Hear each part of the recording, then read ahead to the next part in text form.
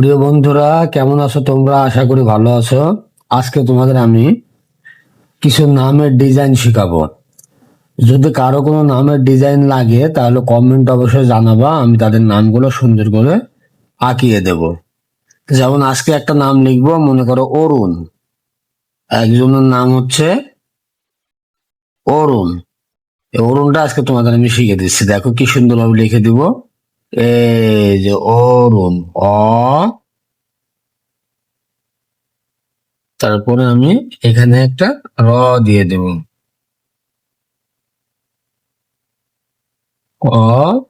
আর একটা হচ্ছে দন্তান্ন দিলেও হয়, মূর্ধন্য দিলেও হয়, অরুণ।